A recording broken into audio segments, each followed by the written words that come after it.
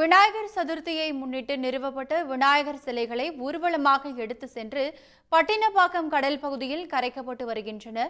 கூடுதல் விவரங்களை வழங்குவதற்காக இணைகிறார் செய்தியாளர் கண்ணன். கண்ணன், விவரம் என்ன?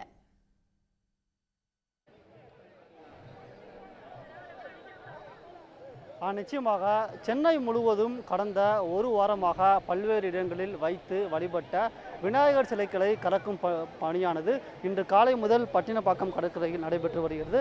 அந்த காட்சிகளை நமது ஒளிப்பதிவாளர் அன்பு தற்போது காட்சிப்படுத்தி கொண்டிருக்கிறார். இன்று காலை முதல் சுமார் நூற்றுக்கு மேற்பட்ட சிலைகள் பட்டினப்பாக்கம் கடற்கரையில் தகுந்த போலீஸ் பாதுகாப்புடன் கரைக்கப்பட்டு வருகிறது. காவல்துறையினர் பொறுத்தவரையில் மெரினா கடற்கரை அந்த காமராஜர் சாலையிலிருந்து பட்டினப்பாக்கம் கடற்கரை முழுவதும் காவல்துறை பாதுகாப்பானது போடப்பட்டுள்ளது.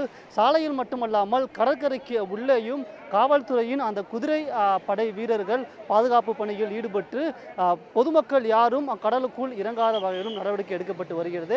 மேலும் கடலோர காவல் படையைச் சேர்ந்த ரோந்து கப்பல்களும் 24 மணி நேரமும் பாதுகாப்பு பணியில் ஈடுபடுத்தப்பட்டு வருகிறது.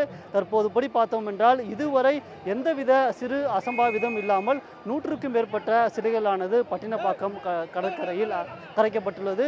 இன்று மாலை சுமார் 6 மணி வரை இந்த சிலைகளானது கரைக்கப்படும் என்று எதிர்பார்க்கப்படுகிறது. பட்டினப்பாக்கம் கடற்கரையில் மற்றும் சுமார் 300க்கும் மேற்பட்ட சிலைகளை கரைக்க அனுமதி வழங்கப்பட்டுகிறது.